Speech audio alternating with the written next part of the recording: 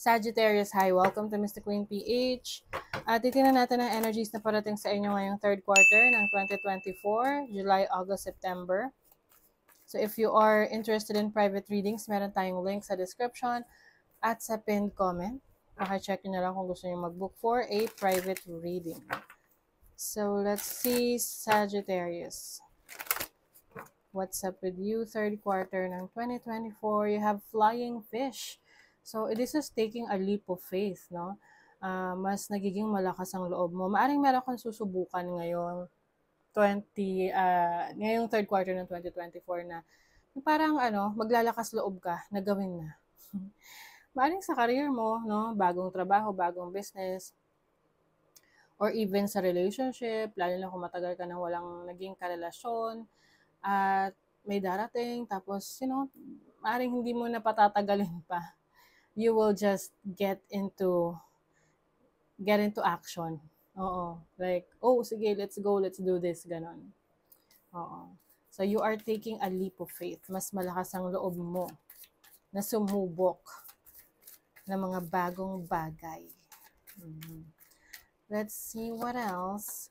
You have the spider. Okay. So, itong spider is about building something, Maaring meron kang mga i-build, gagawin, starting from scratch. Pwedeng literal na magpapatayo ka ng bahay, may papaayos ka na office mo, or you are building a career or a business. And there's also a greater purpose for this. Okay? Dito sa mga gusto mong i-build, gawin. Just take what resonates, no? Kung ano tong gusto mong i-build. Para kang magpapatayo ng bahay, ganyan. So, importante na matibay yung pundasyon ng mga itatayo mo para tumagal, maging matatag. Let's see what else. Okay, you have river. Oh, yung iba sa inyo, Sagittarius, this is about healing, forgiveness, no? Maaring meron kayong patatawarin mo yung person na who has hurt you, na nasaktan ka, pwedeng energy from the past, but I think you're going to do this para sa sarili mo, no? Para mas gumaan yung pakiramdam mo.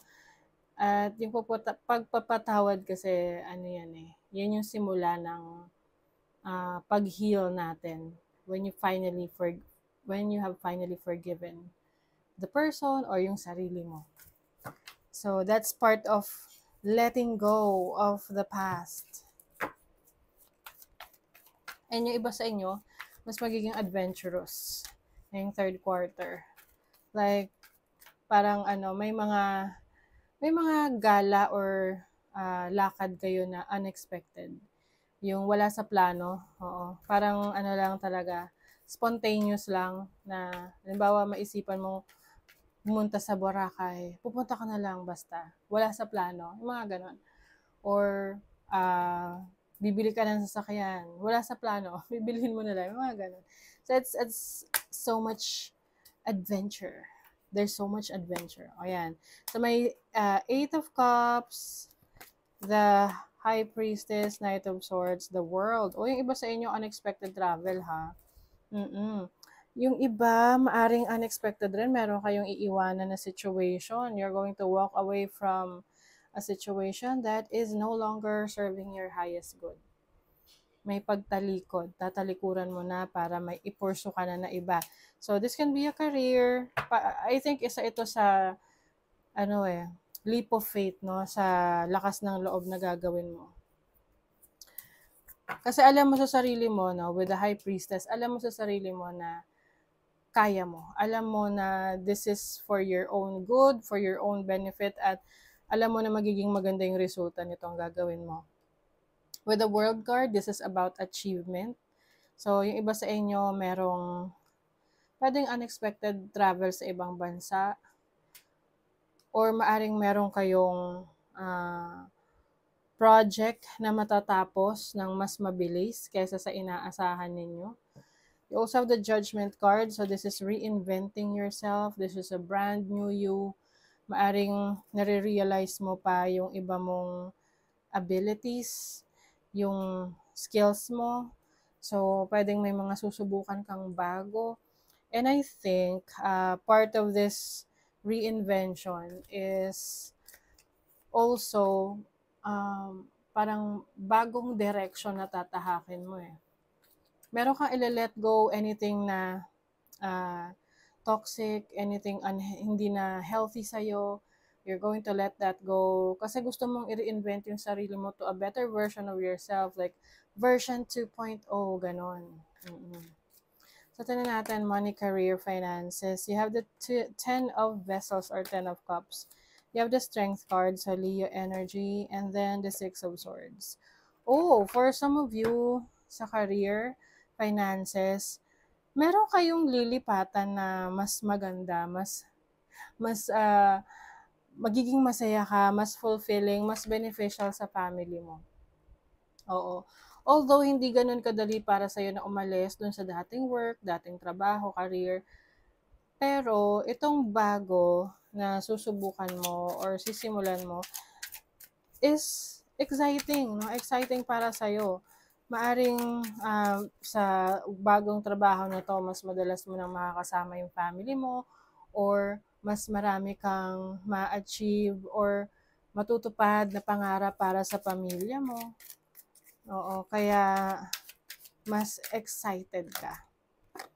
Yes, you have this power, strength. Meron ka ring discipline. Yan, you are pushing forward. Meron kang sapat na lakas na kailangan mo para sa upgrade na to sa iyong trabaho. Yes, you have the tools that you need. This is also an important decision para sa iyo, no? Like what I mentioned kanina, medyo kailangan mo tong pag-isipang maigi, pag-aralang maigi, okay? Para hindi ka magsisisi, no? Ano man yung maging decision mo.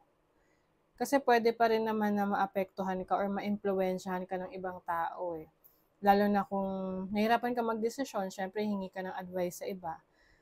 Mararamdaman mo na iba yung gusto mo. Kasi kapag may nag-advise na iba, hindi ka nag-a-agree deep within you na parang, ganon.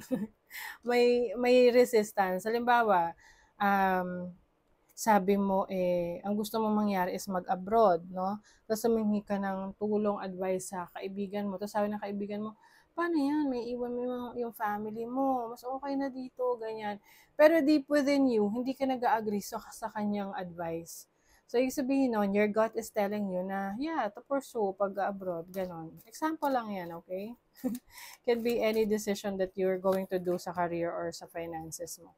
Sa love life, dalawang beses talaga yung judgment, ha? You have the hanged man. Okay, some of you, maaring sa relationship ninyo, if you are in a toxic situation ngayon, sa pakiramdam mo, something has to change. Yung iba sa inyo, aalis kayo sa ganyang toxic situation. Parang you feel like it's time to focus on yourself, kung paano mo mas mapapaunlad yung sarili mo. Yes, you are assessing your situation. You are evaluating your options. Kung baga gusto mo malaman kung ano yung options mo, kapag umalis ka sa relationship na to, kaya mo na ba para sa sarili mo? Or hindi mo pa kaya? So, ina-assess mo. Okay, may new direction ka. I feel like someone here is cutting off connections. Parang ito may sinusunog libro, and it symbolizes history. So I feel like you are cutting off connections sa isang tao na you feel na hindi mo na dine-deserve. And you will focus on a new direction. There's a new direction na tatahakin mo in your relationship. Of course, this is a general reading, so just take what resonates. Chameleon Soul Tribe, it is safe to be seen. Yes. So, mas magiging expressive ka sa sarili mo, mas magpapakatotoo ka, mas magiging authentic ka. And you will be seen by people na You will also attract people na kumbaga kapareho mo, like meron kayong soul connection or yung tinatawag nilang soul tribe. Okay? You will be part of a community na pareho kayo ng interest. So that is your reading, Sagittarius. Thank you so much. Bye.